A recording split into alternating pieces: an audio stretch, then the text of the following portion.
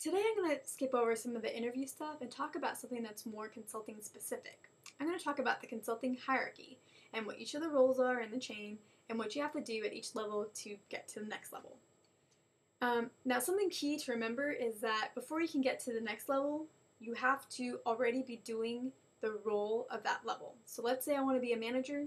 I can't just, expect that somebody will understand that I'm ready to be a manager and just decide to make me manager. I have to be acting like a manager, doing the workload of a manager, and basically showing everybody that I am a manager before I can ever get that promotion, before I can ever get that raise, before I can ever get that title. So that's key to remember. Now, also keep in mind that every firm is going to have a different set of roles or more steps in between than what I might tell you today. But this is the most common, so this is what I'm going to tell you guys because this is the one you're going to hit most. So the first rung is the associate or consultant. It can be called one or the other depending on what firm you're at. After that, you get promoted to the senior associate or the senior consultant role, and that's, again, depends on what firm you're at. And then after that, you hit the manager level. Manager is not really called anything other than manager. It's pretty much consistent across the board. After that, you hit the senior manager or director. After that, there may be a manager-director role in between, just kind of depends on what firm. And then you hit partner. So now let's work our way from the bottom to the top. What do you need to do at every level to get to the next level?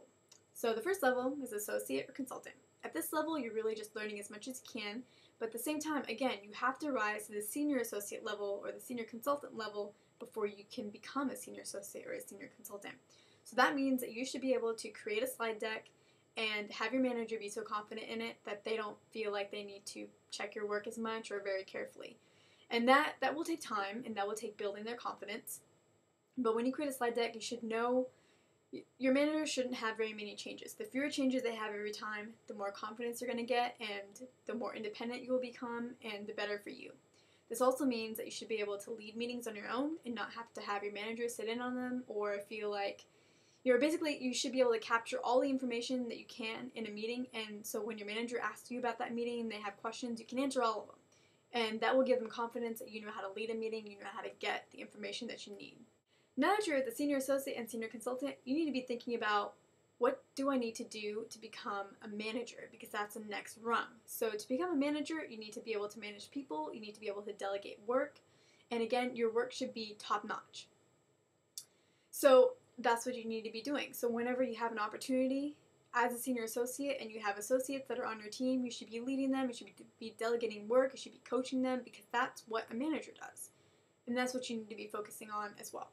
Even though you're not a manager yet, you should be looking for opportunities to sell work and sell business. You might not be able to be the one that's actually selling the work, but just other people knowing that you can identify where there are problem areas and where you can provide value for your clients will be enough to, basically convince them that you're starting to hit that manager level. You're starting to think like a consultant. You can see where the issues are. You can figure out a way to profit from that and provide value for your client.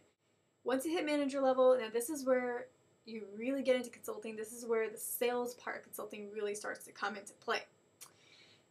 At the manager level, now this number can be different for each firm, but you should be selling about $1 million worth of work at the manager level. And this should be done yearly and consistently. Once other people have confidence that yes, you can sell $1 million worth of work, that's when you start to get to the senior manager or director level. At that level, you should be selling probably around $3 million worth of work yearly and consistently. And once you hit that rung, once you've hit that, pretty consistently, year on year, that's when you get to become a partner or a managing director. If it's managing director, you're pretty much a partner level, and so they're really close in levels, so we'll just consider them all as one, as partner. But before you can actually officially become a partner, there's a lot of interviewing you have to do.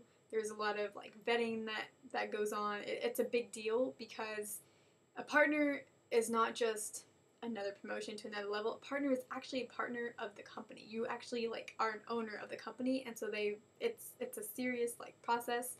You really have to have sold work. You really have to have done really good work while on the project, gotten really good feedback. You should be able to manage people really well and have good feedback from people below you and from your peers and from those above you. It's serious stuff.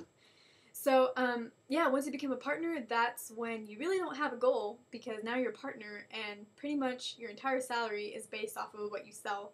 When you're an associate, you're not a member of the firm, you're an employee, so you're getting a yearly salary, even up to the manager level, even up to the senior manager level. Once you hit partner, there's no more salary. It's you earn what you make.